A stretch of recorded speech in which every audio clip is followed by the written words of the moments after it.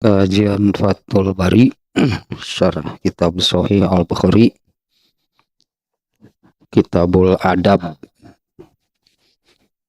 Adab Islami. Ya, tentunya Kitabul Adab ini tentang ajaran Islam. Nah, ajaran Islam bagaimana beramal, berbuat, berperilaku, ya, bahkan bagaimana hidup secara Islami atau hidup berdasarkan ajaran Islam.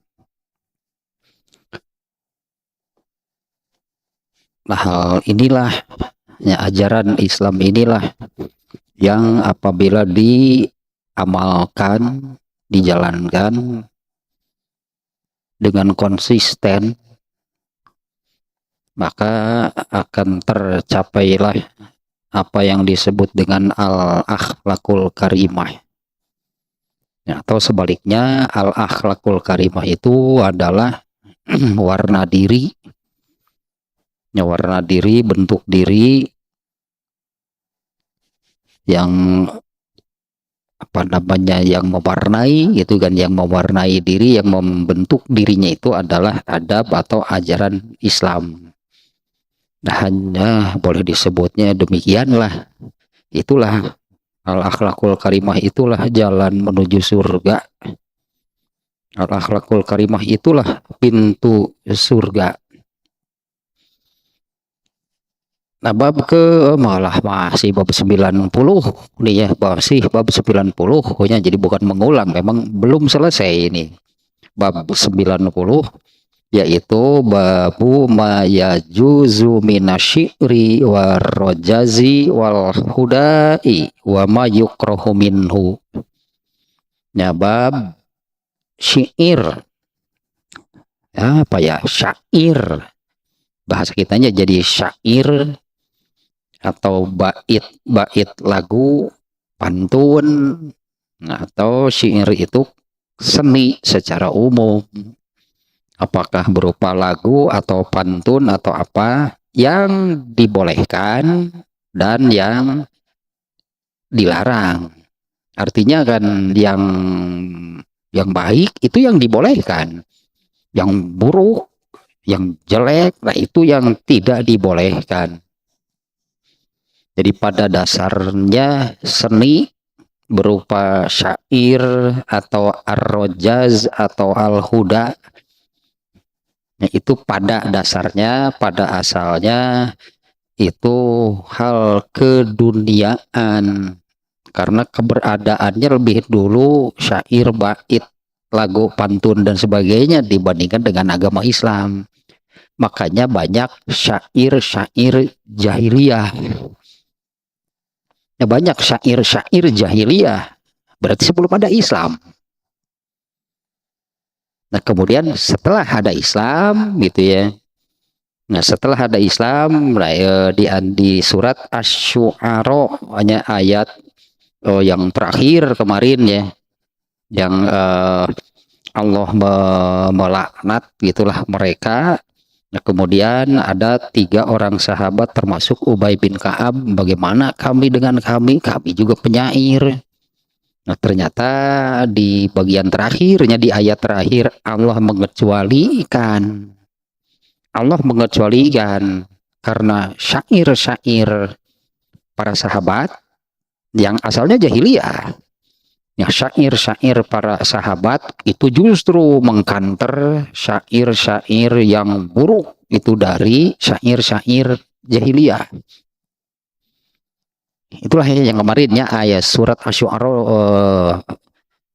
ayat berapa ya? 221 sampai 200 sampai yang terakhir lah. Allah mengutuk, ya, melaknat itu penyair-penyair jahiliyah yang ya isi seni mereka itu ya, isi syairnya itu ya itulah yang menyekutukan Allah, memuja berhala, memuja setan, memuja hawa nafsu. Itu kemudian dikanter, dibalas itu oleh para sahabat ya, yang sudah masuk Islam tentunya ya. Mereka keahlian bersyairnya ya sejak sebelum masuk Islam.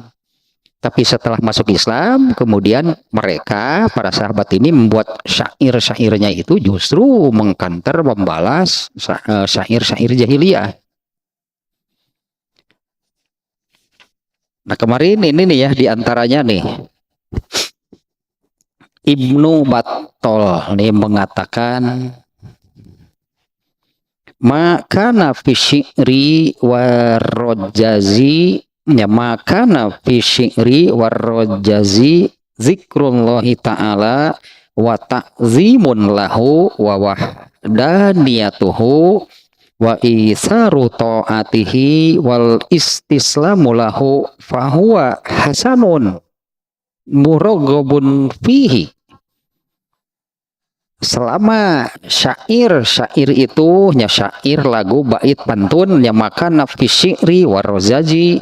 Nah, selama di dalam syair bait pantun lagu itu zikrullah isinya itu ini kan seperti yang dilakukan oleh para sahabatnya, mengkanter syair jahiliyah.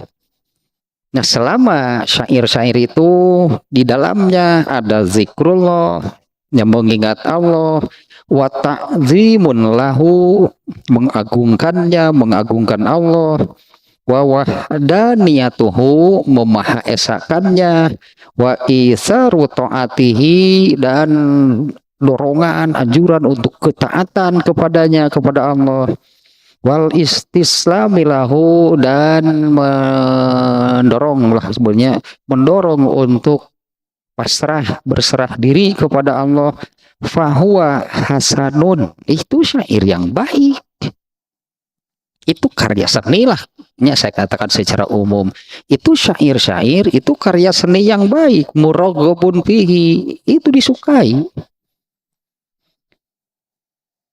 Wahwal muradu fil hadisi bi annahu hikmatun. Nah inilah yang dimaksud dengan nih hadis pertamanya di bab ini kemarin sudah dibacakan. Inna minasyi'ri hikmah. Sesungguhnya di antara atau sebagian syair itu ada yang benar, ada yang hikmah. Nah, hikmah itu kan bijak, itu tentu baik. Ada sebagian syair itu ada yang demikian. Itu hadis yang pertama kemarin ya. Inna minasyi'ri hikmatan. Ya sesungguhnya di dalam syair, bait, lagu, pantun, sajak dan sebagainya lah itu karya seni ada yang baik. Nah, Ibnu Battal menerangkan demikian. Selama lagu kah, pantun kah, bait-bait sajak dan sebagainya di dalamnya itu ada mengingat Allah, mengagungkannya, memahaesakannya, anjuran untuk taat, anjuran untuk berserah diri kepada Allah, itu hal yang baik.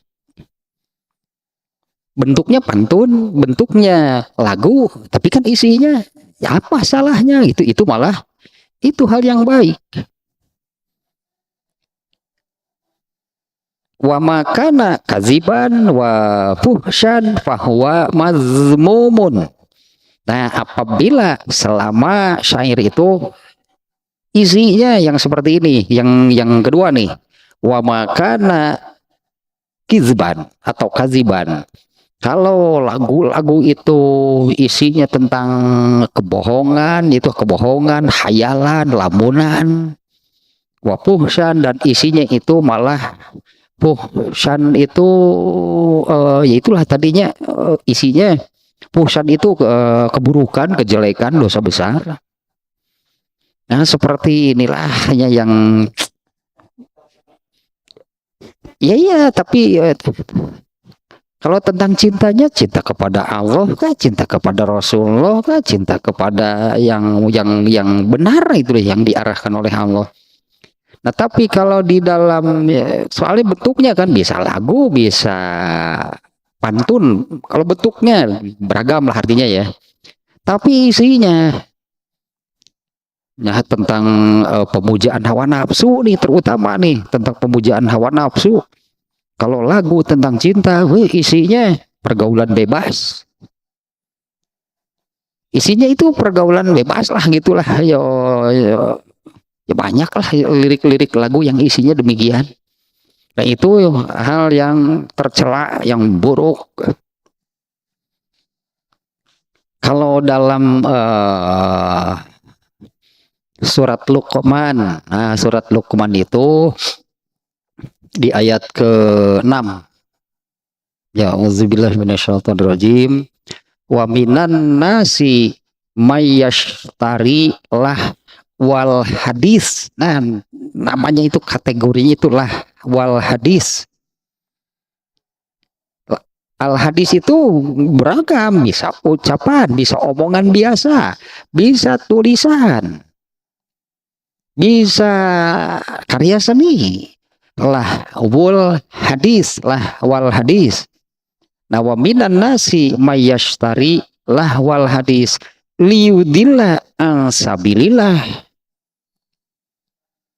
Nah, di mana ayat ini diturunkan oleh Allah tentang, saya lupa lagi nih namanya nih, tentang seseorang yang di awal-awal Islam nih, di awal-awal kemunculan Islam. Nah, ini ada orang jahiliyah nih, orang kafir Quraisy lah. Dia sengaja banyak membeli buku-buku, yaitulah buku-buku dari kafir, yang kemudian oleh si orang ini dibagikan kepada orang-orang, terutama anak muda yang sudah masuk Islam. Maka seperti ayatnya, wa minan nasi mayyashtari lahwal hadis. Di antara manusia itu ada nih orang yang membeli yashtari lahwal hadis, membeli lahwul hadis. Isinya apa? Ya yang seperti tadi.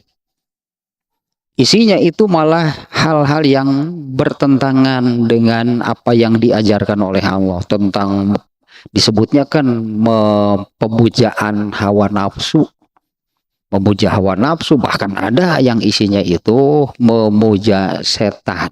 Ada kelompoknya sampai sekarang pemuja setan. Nah, apabila mereka mengatakan ya ucapannya itu ya yang seperti itu saja, pokoknya memuja setan, memuja hawa nafsu, memuja kebebasan.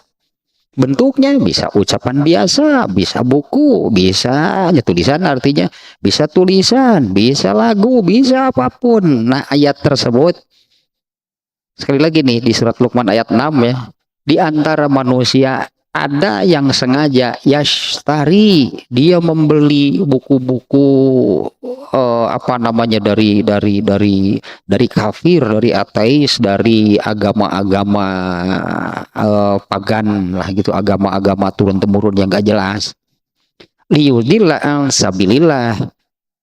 Orang ini melakukan demikian untuk menyesatkan, liyudilla an sabilillah. Nah, di antaranya juga di dalam kitab At-Tafsirul Munir ya, kebetulan surat Luqman juga sedang kita kaji ini ya. Dan ayat itu sudah dibahas. Nah, yang dimaksud lahwal hadis itu ya pokoknya segala sesuatu. Nah, yang kalau menurut Ibnu Battal itu jauh dari isinya itu tentang mengingat Allah, mengagungkan Allah, memahaesakan Allah, anjuran untuk taat, anjuran untuk berserah diri. Ya, Ibnu Battal menyebutkan wa makana kizwan wa fuhsyan.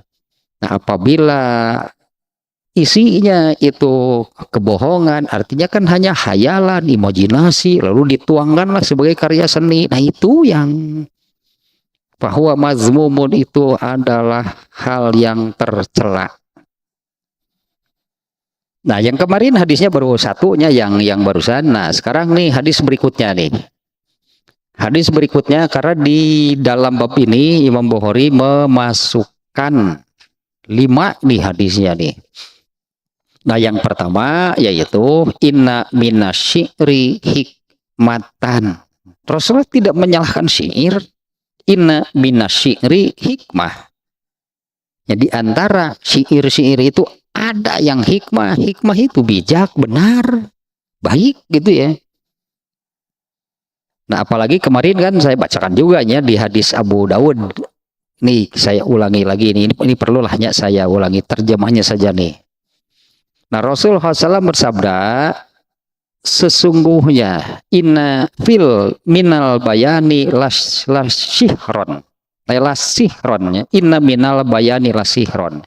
Sesungguhnya pada bayan artinya penjelasan yang baik, penjelasan yang jelas, penjelasan yang tegas, itu ada daya magis. Rasulullah menyebutnya itu bisa menyihir. Penjelasannya yang baik, yang jelas, itu yang tegas, itu bisa, ya sebutnya kan mempunyai daya magis. Itu bisa menyihir orang, bisa mengubah orang.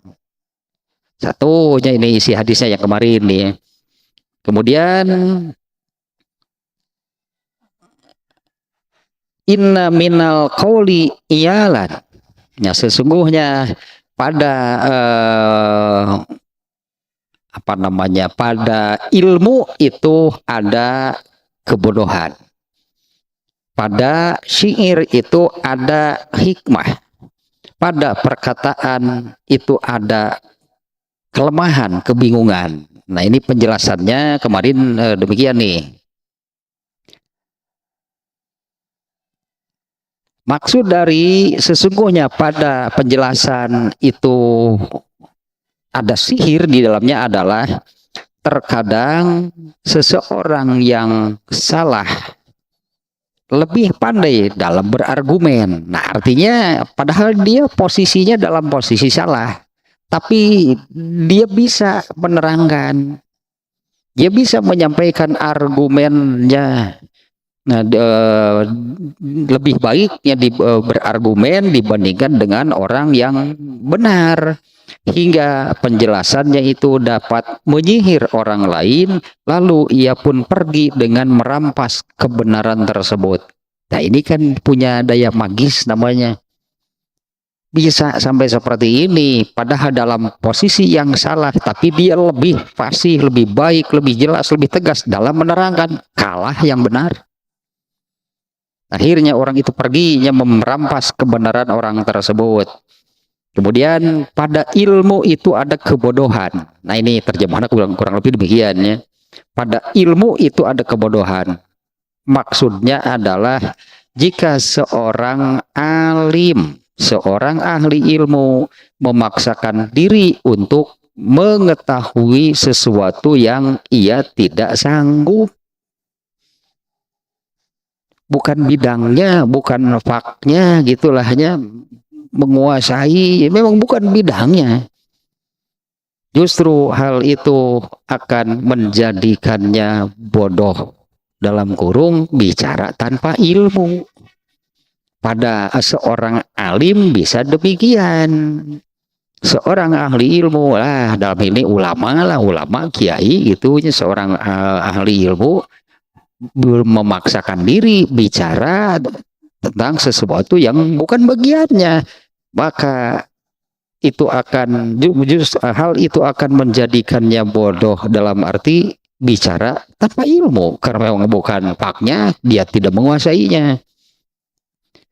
Nah, kemudian pada syair itu ada hikmah. Nah, ini bagian ini yang pada hadis pertama.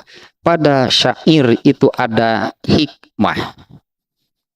Yaitu maknanya apa yang terkandung dalam syair itu berupa nasihat-nasihat,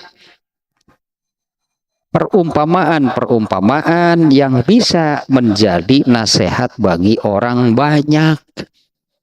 Nah, kalau menurut Ibnu Battal tadi, itu adalah hal yang baik dan disukai selama syair-syair itu isinya tentang mengingat Allah, mengagungkannya, memahaesakannya, anjuran, dorongan untuk ketaatan. Apa salahnya itu kan kalau hal yang seperti itu hanya dalam bentuk pantun, syair, lagu. Itu kan tidak ada yang salah gitu kan ya. apa namanya tadilah tentang mengingat Allah, mengagungkannya itu itunya diungkapkan bagi seorang seniman ya memang dia ahlinya, maka dia ungkapkanlah tentang mengingat Allah, mengagungkannya itu dalam bentuk karya seni. Ya, bahkan Hasan bin Sabit, nah ini juaranya kalau soal bersyair di kalangan para sahabat, benar-benar ahli ya. Hasan bin Sabit itu kalau membuat syair, membuat lagu atau pantun atau apa gitulah ya, dia ini bisa sampai mengubah orang yang takut perang jadi berani setelah mendengarkan atau membaca syair-syair yang dibuatnya. Ini contoh di apa namanya di zaman Rasulullah SAW pun para sahabat itu Hasan bin Sabit inilah yang terbaiknya, Ubay bin Ka'ab dan banyak sahabat yang memang itu sudah budaya di budaya mereka sebelum adanya Islam kan, sehingga banyak syair-syair jahiliyah disebutnya, itu yang dibuatnya di zaman jahiliyah,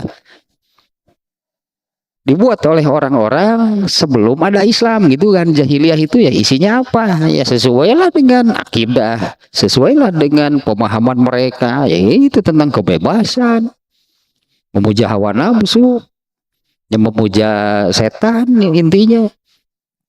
Nah sekarang hadis yang kedua, itu ya makna hadis yang barusan itu riwayat Abu Daud. Kalau yang ada di Bukhari ini hanya satu bagian, yaitu inna minasyi'ri hikmah. Sesungguhnya di dalam syair itu ada hikmah. Ya sebagian syair itu ada hikmah, ada yang baik. Nah kalau di Abu Daud ternyata ini lebih lengkap nih.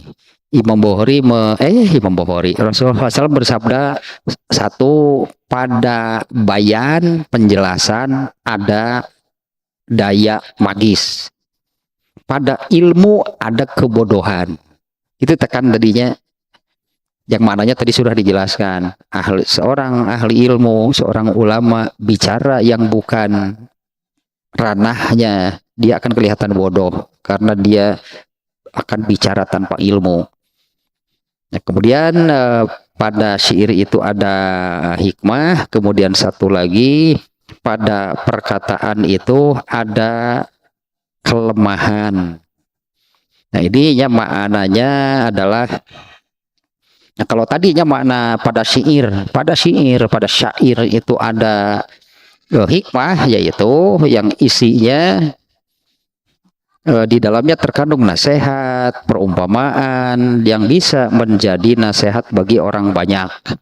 Nah, adapun yang terakhirnya pada perkataan ada kelemahan atau kebingungan, yaitu kamu memaparkan perkataan atau cerita kepada orang yang tidak ada urusan, nggak ada kaitan, dan orang itu tidak menginginkannya. Berarti jangan dilakukan nih yang seperti ini nih, mengatakan sesuatu kepada orang yang gak ada urusan, gak ada kaitan, diceritakan juga buat apa, dan orang itu juga tidak menginginkannya. Nah ini hadis riwayat Abu Daud nih yang barusan ya. Nah sekarang hadis berikutnya nih, hadis kedua yang ada di dalam bab 90 ini.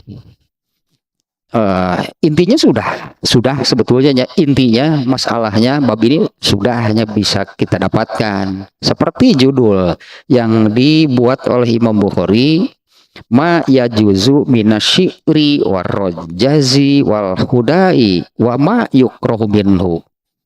Ya syair, lagu, bait, pantun, sajak yang boleh, wa ma yukrahu minhu, dan ada yang buruk, yang jelek. Nah berarti kan bukan soal karya seninya isinya, berarti yang menjadikan karya seni ini baik, karya seni ini buruk. Nah hadis pertama tadinya Rasulullah sudah menyebutkan inna minasyiri hikmah, pada syair itu ada yang baik, ada yang hikmah. Dengan penjelasan seperti tadinya, kalau isinya itu nasihat, perumpamaan yang menjadi nasihat yang baik bagi banyak orang. Nah yang kedua nih, Anil Aswad ibni Qaisin qala ini nih, sami itu Jundaban yaqulu. Jundab itu Abu Zar. Mungkin kita lebih mengenal Abu Zar Al-Ghifari ya. Abu Zar Al-Ghifari, Abu Zar. Kalau Abu itu bukan nama asli. Abu Bakar juga bukan nama asli. Abu Hurairah bukan nama asli. Abu Zar Al-Ghifari bukan nama asli. Nah, ini nama aslinya adalah Jundab. Nah, Jundab berkata, Bainama Nabi sallallahu alaihi wasallam yamshi iz asobahu hajarun. Ketika Rasulullah SAW sedang berjalan, iz asobahu hajarun. Ternyata kakinya tersandung pada sebuah batu. Fa'asaro fadamiyat, hingga luka dan berdarah. Jari, ya salah satu jarinya ya, hingga salah satu jarinya luka dan berdarah. Fakola, Nabi bersyair. Nabi ini bersyair nih. Isi syairnya, nah ini isi syair Nabi. Nabi bersyair ketika terantuk.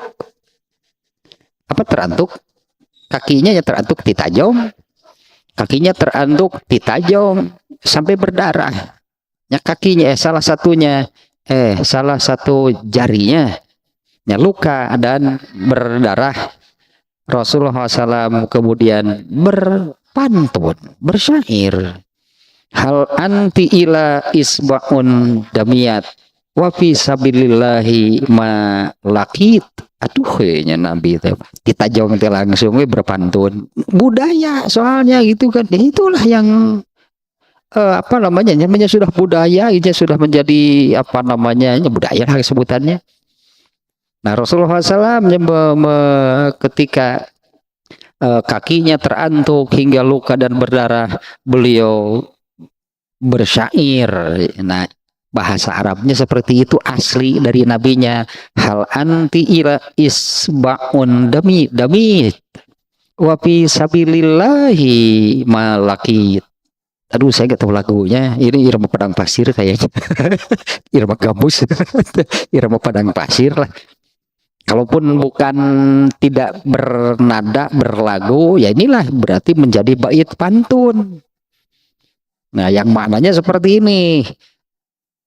Hal anti illa isbaun damit.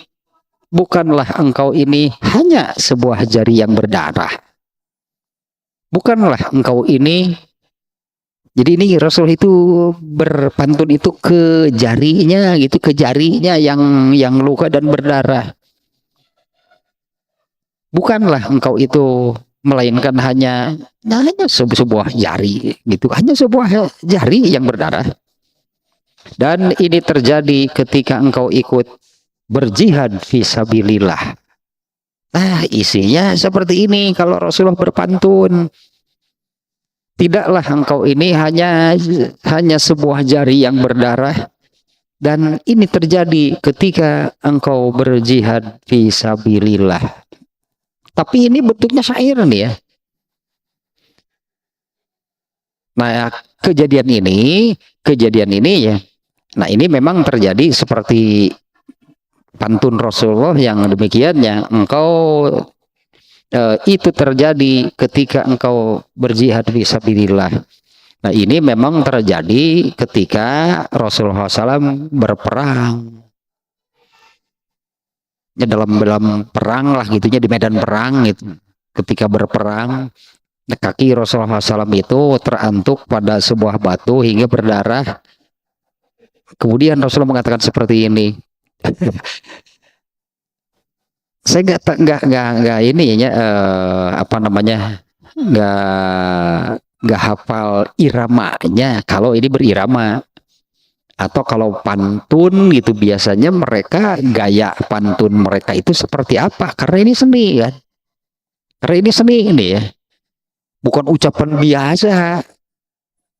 Makanya Imam Bukhari memasukkan hadis ini dalam bab yang sekarang ini kan soal syair. Tapi saya ingat nih tentang jari ininya. almarhum Pak Budi Wibawa namanya. Almarhum yang ya dulu lah rekan kita sama-sama yang suka ngaji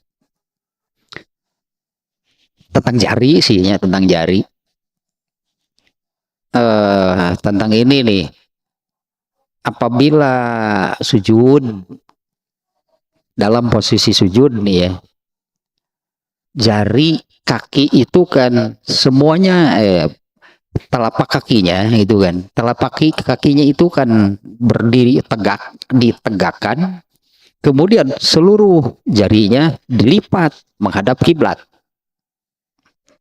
Nah, kemudian ketika duduk tahiyat awal atau duduk tahiyat akhir dan tahiyat dan duduk di antara dua sujud atau dua duduk inilah, baik duduk iftirosh atau duduk tawarruk, posisi telapak kaki kanan itu sama dengan ketika sujud.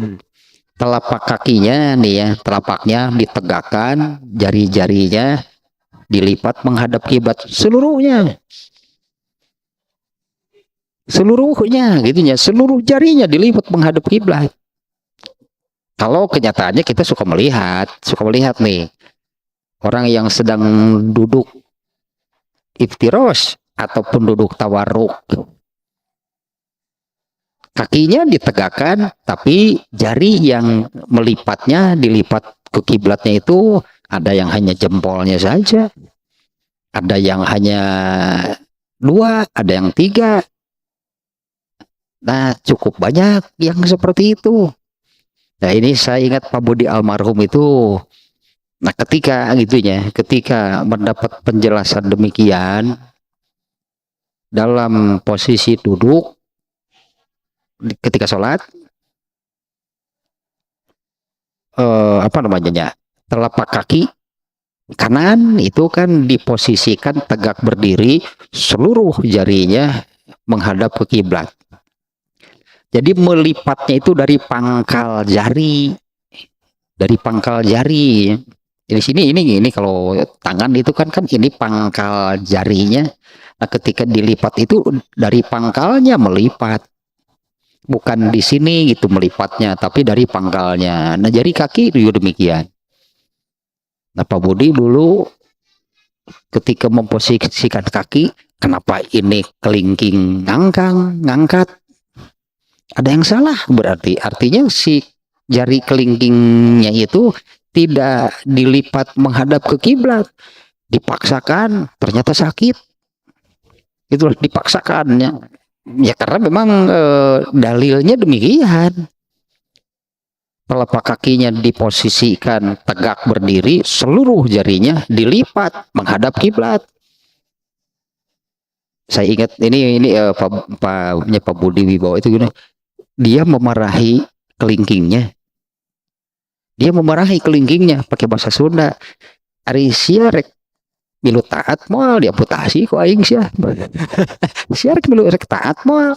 Nih saya teuing cenah batur melipat ke dulur maneh gitulah mencurang mah jari-jari yang lain itu sudah ketika telapak kakinya berdiri tegak, jari-jari yang lain melipat menghadap ke kiblat. Nah, ari maneh sih dimarahi kelingkingnya, Aisyah rek milu taat moal diamputasi ku aing. Dipaksakan, sakit katanya, cukup lama lah sampai akhirnya bisa.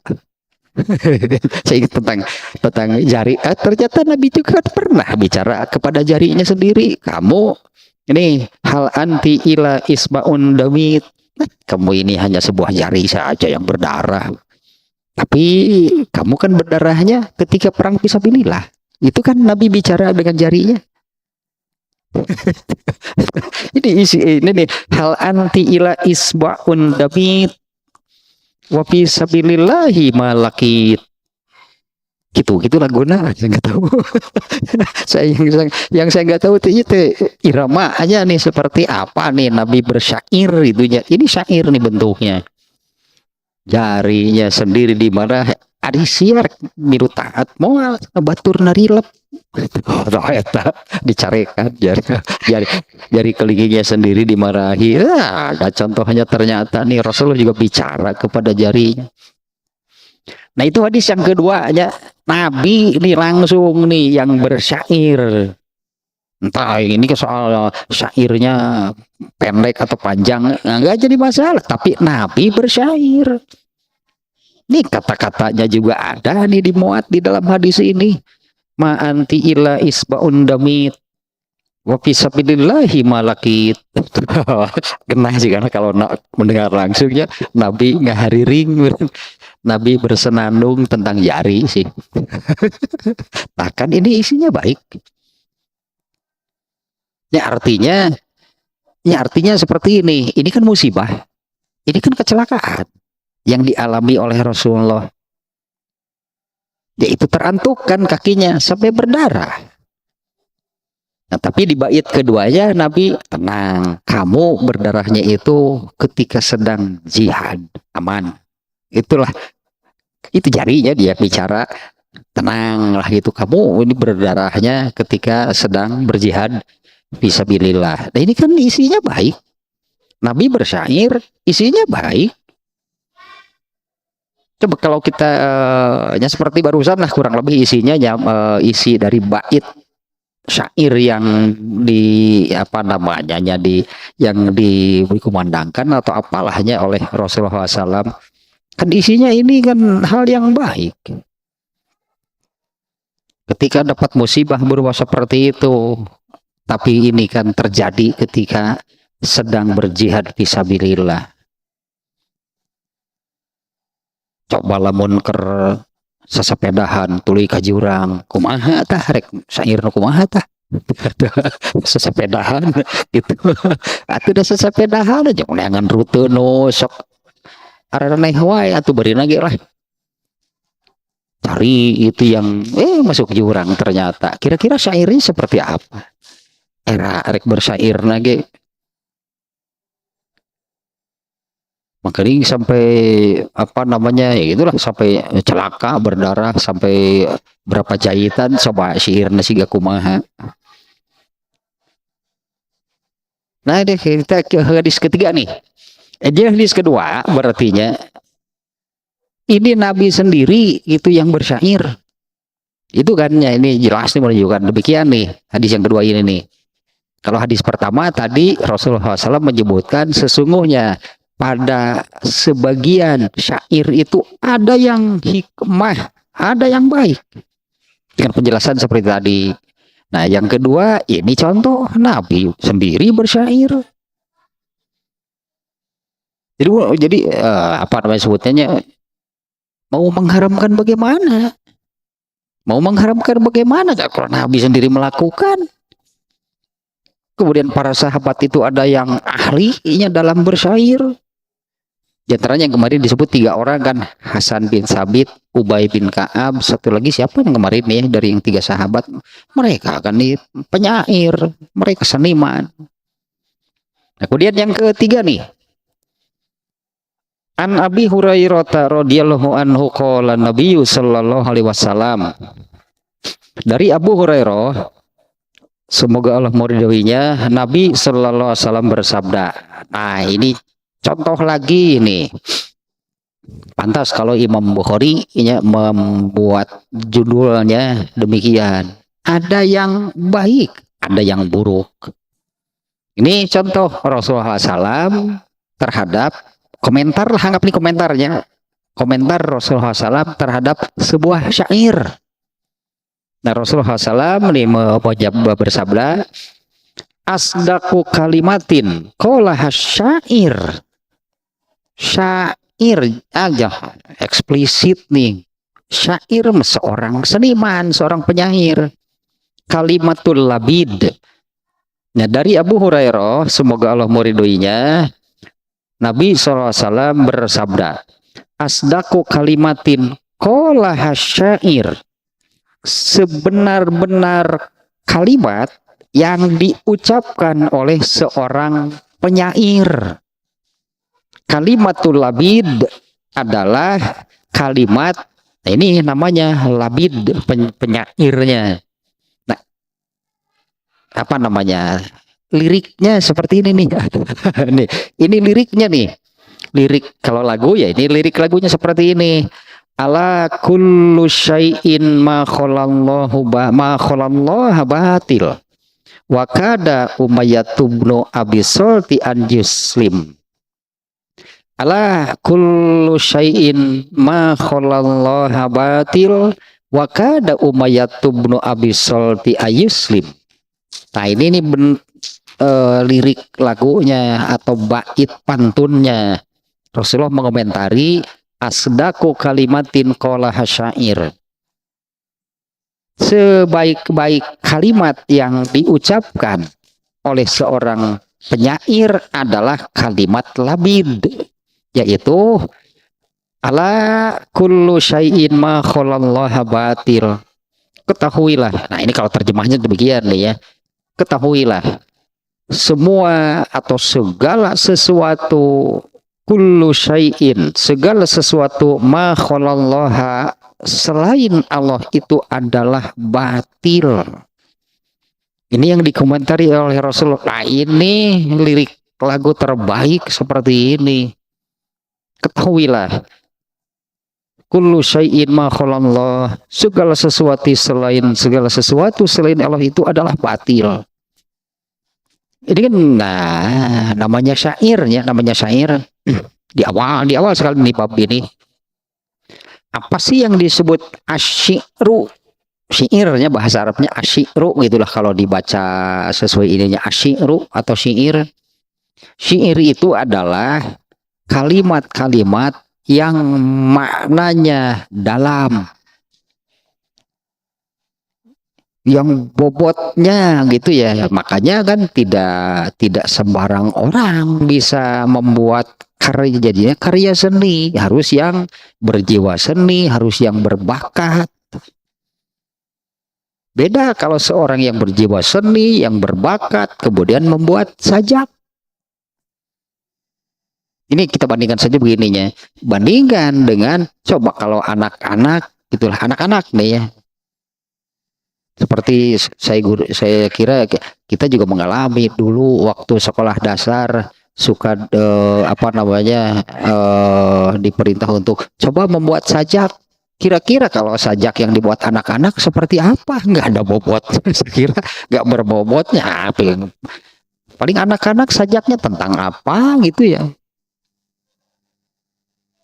Nah, karena anak-anak itu kan pengalaman belum banyak, ilmu juga masih sedikit, membuat sajak nggak ada bobotnya sama sekali. Tapi yang ahlinya, yang berbakat, apalagi memang yang sudah dalam bidangnya yang disebut seorang seniman, pastilah berbobot. Nah, syair itu adalah kalimat-kalimat yang berbobot, yang maknanya dalam. Nah, ini maknanya ala kullu syai'in ma khalallaha batil. Ini dalam di maknanya nih. Ketahuilah bahwa segala sesuatu selain Allah itu adalah batil. Nah, di mana? Nah, ini kan ini nih ya. Ini sejalan berarti dengan salah satu ayat Al-Qur'an, yaitu di sini batilnya, batilun. Ma khalallahu batil.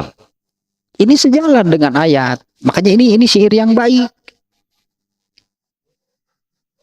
Sejalan dengan salah satu ayat yang ini nih. Al-haqqu. Al-haq. Al-haq itu kebalikannya adalah batil. Nah, ayat tersebut ayatnya adalah al-haqqu min Rabbika. Itu ada beberapa ayat tuhnya di dalam Al-Quran. Al-haqqu mir Rabbika. Al-haq itu dari Tuhanmu. Nah, berarti, nah ini nih kebalikannya. Segala sesuatu selain Allah. Artinya kalau yang bukan dari Allah, batil semuanya. Benar. Benar demikian kan. Makanya ini Rasulullah mengomentari asdaku kalimatin qolaha syair. Sebaik-baik kalimat yang dikatakan oleh seorang penyair adalah kalimat labid. Nah, yang barusan kalimatnya. Tapi sekali lagi saya tahu ini iramanya seperti apa sih?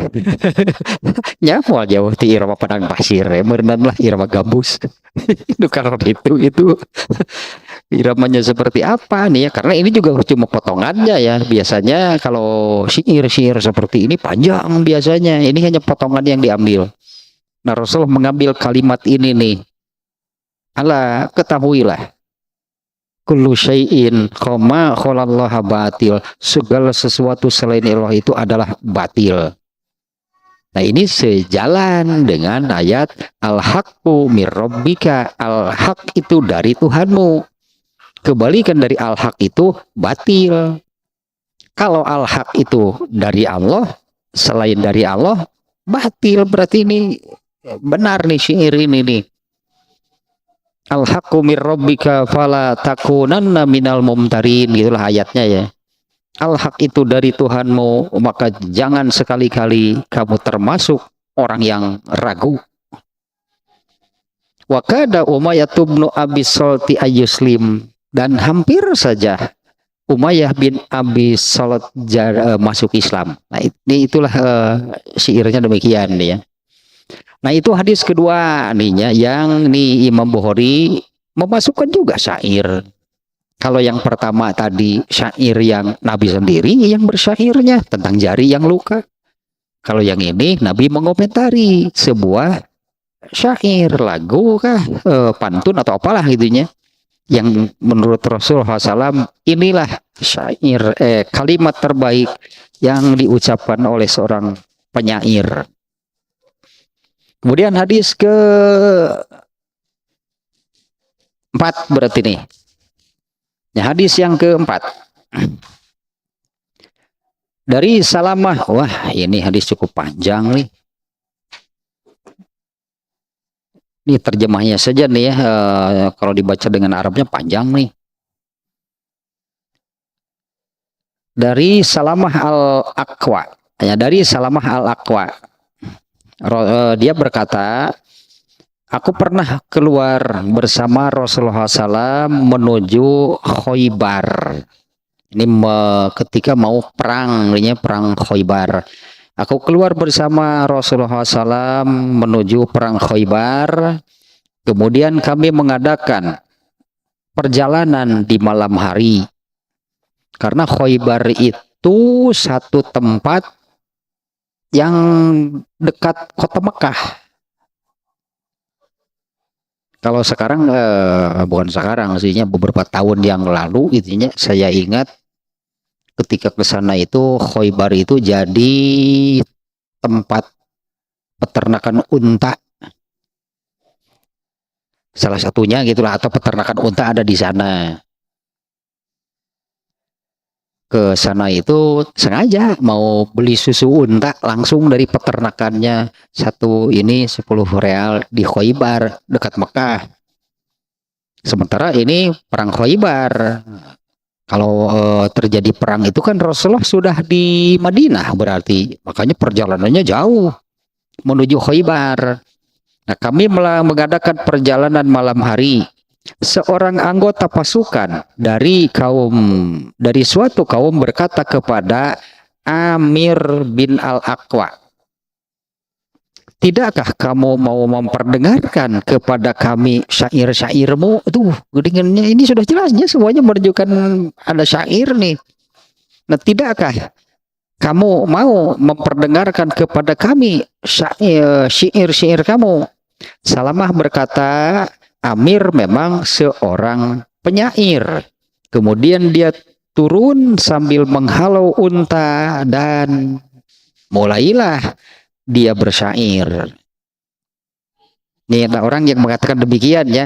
Tidakkah kamu mau memperdengarkan kepada kami syair-syair kamu? Kemudian Amir turun sambil menghalau unta dan bersyair. Nah, ini asli syairnya.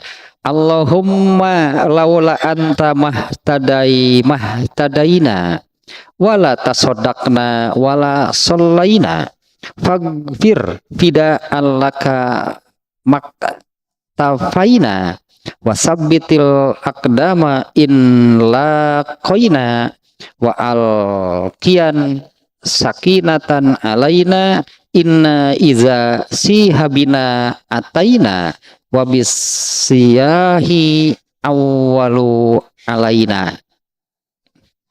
Eta syair mun apal malaguna saya mau nih malaguna dilagukeun wae itu dilagukeun teh kumaha ieu nya bersyair nanti nih.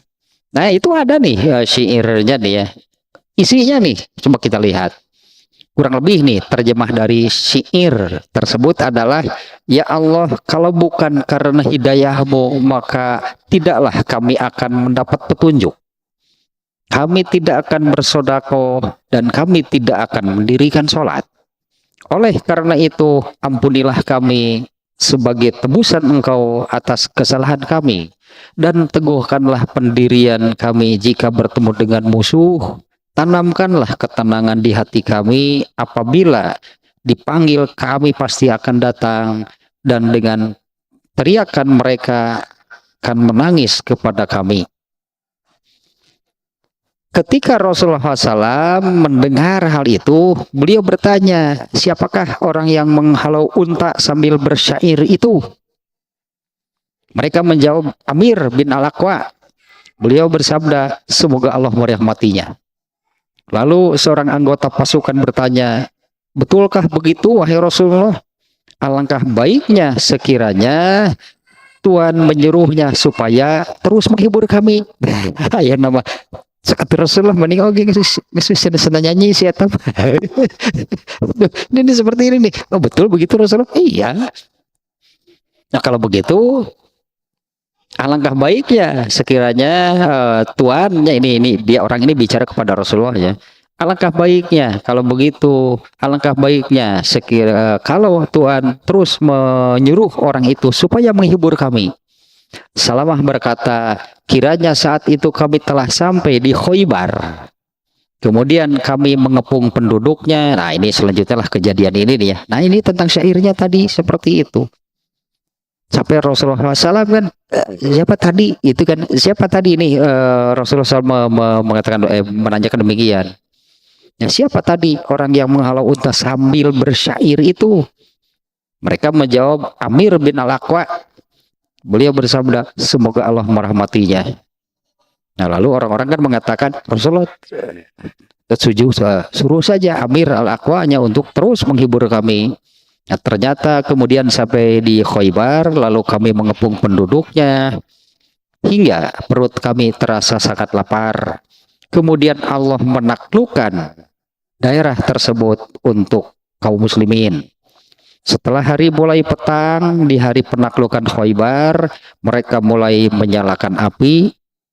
Itulah kesanamanya tentang itu tadi bersyair nama. Malah Rasulullah SAW kan, siapa tadi?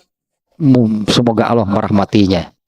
Ini syairnya tadinya kalau aslinya Allahumma laula anta mahtadaina. Kan isinya ini kan hikmah isinya. Yang kurang lebih tadi terjemahnya sedemikian ya. Ya Allah, mana tadi ini ya Allah kalau bukan karena hidayahmu maka kami tidak akan mendapat petunjuk. Kami tidak akan bersedekah dan kami tidak akan mendirikan sholat. Oleh karena itu ampunilah kami sebagai tebusan atas kesalahan kami dan teguhkanlah pendirian kami jika bertemu dengan musuh. Tanamkanlah ketenangan di hati kami. Apabila dipanggil kami pasti datang dan dengan teriakan mereka akan menangis kepada kami. Nah ini isi syairnya nih yang malah kan dapat pujian dari Rasulullah. Ya siapa tadi yang menggiring unta sambil bersyair? Si Amir bin Al-Aqwa, mudah-mudahan Allah merahmatinya. Nah, kemudian ini hadis yang terakhir nih. Ini hadisnya masih panjang tapi lanjutannya ini tentang apa yang terjadi setelah penaklukan Khaybar lah intinya nih ya. Yang terakhir nih satu lagi nih hadisnya.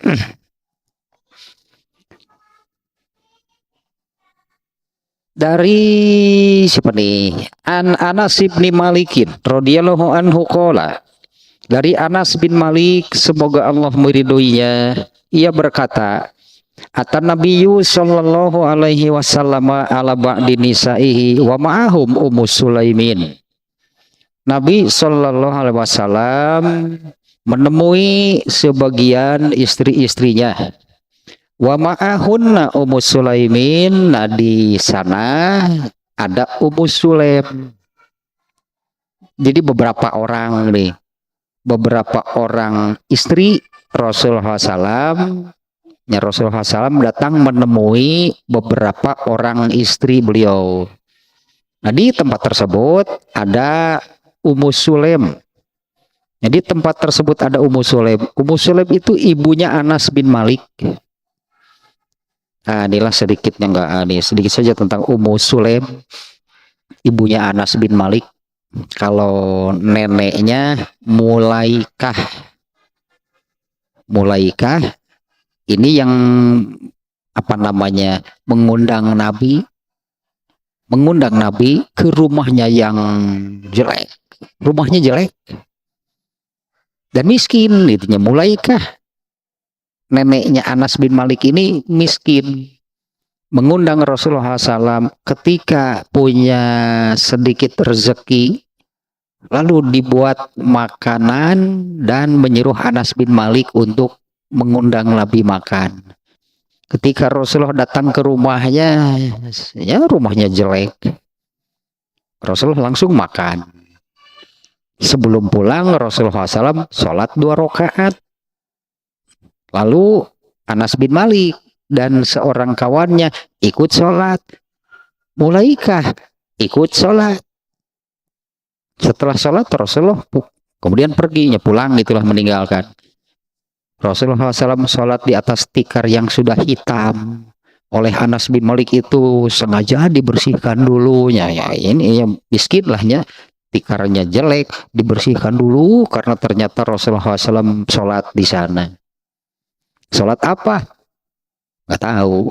Sholat apa? Nggak tahu. Sholat karena memenuhi undangan? Enggak. Sholat setelah makan? Bukan. Sholat apa?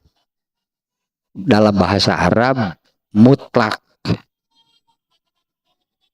Muncullah sebutan sholat mutlak. Sholat apa? Ya nggak tahu Rasulullah itu sholat apa. Sholat karena memenuhi undangan kan nggak ada. Sholat setelah makan juga nggak ada. Sholat apa? Sholat mutlak. Mutlak tanpa nama. Entah sholat apa. Ini neneknya. Kemudian ibunya Ummu Sulaim. Ini Ummu Sulaim ini kalau nggak salah nih ya. Benar berarti. Satu-satunya perempuan yang disebutkan masuk surga. Ummu Sulaim nih, ibunya Anas bin Malik. Rasulullah melihat Ummu Sulaim ketika Isra Mi'raj masuk surga, ternyata ada Ummu Sulaim di dalamnya. Nah, karena Ummu Sulaim ini adalah perempuan pertama yang masuk Islam. Ketika Rasulullah hijrah ke Madinah, nah Ummu Sulaim itu perempuan pertama masuk Islam. Dan dengan keberaniannya dia ini membela Islam. Ikut perang, perempuan juga Ummu Sulaim itu ikut perang. Padahal Ummu Sulaim itu parasnya, waduh, bidadari itulah, cantik banget Ummu Sulaim. Tapi dia ikut perang. Kalau ada yang menghina, merendahkan Islam, merendahkan Nabi, dia akan maju membela. Itu Ummu Sulaimnya diantaranya nih, yang menitipkan anaknya Anas bin Malik untuk jadi pelayan Nabi. Nah, Rasulullah SAW yang menemui sebagian istri-istrinya, ternyata di sana ada Ummu Sulaim. Kemudian Rasulullah SAW bersabda, "Waihak ya Anjashah, ruwaidaka saukon bil qawarir." Rasulullah juga bersajak ternyata. Rasulullah juga bersajak, berpantun, bersyair. Qala Abu Kilabata fatakallama Nabi sallallahu alaihi wasallam bi kalimatin law takallama biha ba'dukum riba la ibtumuha alaih. Rasulullah SAW yang mendatangi sebagian istrinya, di sana terdapat Ummu Sulaim. Kemudian beliau bersabda, Alah, ini bersyair lagi nih. Waihak ya anjasah ruwaidaka saukon bil qawarir. Ya, berhati-hatilah. Ya, wahai anjasah, pelan-pelan lah, atau berhati-hatilah, pelan-pelan lah jika mengawal sesuatu yang diibaratkan dengan barang pecah belah. Alah, Rasulullah itu mengibaratkan perempuan itu ibarat. Berhati-hatilah kamu ketika mengawal, ketika membawa barang pecah belah. Perempuan yang dimaksud. Ini kan dalam, berarti kan maknanya, yalah, yang namanya syair memang demikian. Secara umum lah berartinya Rasulullah itu di dalam kalimat syairnya ini ya mengibaratkan perempuan itu sebagai barang pecah belah. Sebagai barang pecah belah artinya sesuatu yang harus diperlakukan secara halus dan hati-hati. Demikiannya isi syair Rasulullah SAW. Wah, anjasah nih, ada seorang laki-laki ternyata yang disebut di sini anjasah nih ya. Wah, anjasah, hati-hati kamu, berhati-hatilah kamu ketika ketika pelan-pelan lah jika mengawal, di sini disebutnya ya, hati-hatilah wahai anjasah, pelan-pelan lah jika mengawal sesuatu yang diibaratkan dengan barang yang mudah pecah. Nah, maknanya kan adalah gitunya, itulah tadi, berhati-hatilah, berhati-hatilah, berlemah lembutlah, itulah terhadap gelas-gelas kaca, gelas-gelas kaca itu perempuan deh. Rasulullah mengibaratkannya di sini dengan berhati-hatilah terhadap barang pecah belah. Nah, maknanya adalah ya, berlaku lemah lembutlah, berhati-hatilah, pelan-pelan lah gitunya dalam memperlakukan perempuan.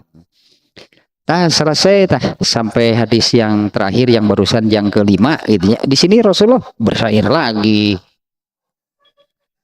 Karena memang budaya, tapi coba isi syair Rasulullah seperti apa? Ini kan hal-hal yang baik. Ini adalah nasihat kan isinya, supaya nasihat tentang ya intinya bagaimana memperlakukan barang pecah belah. Nah, gitu. Bagaimana memperlakukan perempuan. Ya, berlemah lembutlah, berhati-hatilah, perlahan-lahan, pelan-pelanlah ya dalam memperlakukan perempuan. Nah, selesai nih bab ke-90-nya, kembali ke pokoknya nih yang seperti judul yang dibuat oleh Imam Bukhari, ma ya juzu wa ma yukrahu. Ya, ada yang boleh, ada yang karena baik, berarti ada yang boleh, isinya baik. Bahkan Rasulullah tadi menyebut inilah kalimat terbaik yang diucapkan oleh seorang penyair. Ini kan Rasulullah mengomentari sebuah syair. Nah, maka kesimpulannya bukan syairnya yang salah, karena yang baik juga ada. Jadi ada yang boleh, ada yang baik, ada yang tidak boleh, itu adalah yang buruk. Kalau Ibnu Battal tadinya mengatakan yang buruk, yang jelek, yang pasti tidak boleh itu kalau isinya itu makana kizban wa fuhsyan. Atau kalau ayat surat Luqman ayat 6 tadi menyebutnya lahwul hadis. Lahwul hadis itu adalah kalimat-kalimat yang melenakan, membuai, melalaikan, menjauhkan dari mengingat Allah, mengagungkan Allah, jauh dari tadinya mengarahkan, menganjurkan, mendorong kepada ketaatan. Nah, itu yang jelek, yang tidak boleh. Lahwul hadisnya itu bisa yudillah ansabilillah, itu bisa menyesatkan, membelokkan, memalingkan, mengalihkan dari jalan Allah. Nah, itu yang dilarang berarti. Jadi bukan syairnya, bukan karya seninya yang haram. Wah, Nabi juga bersyair. Tapi isinya. Jadi ini benar nih. Pasrah Imam Bukhari pada jenius itu. Ada yang boleh, ada yang tidak boleh.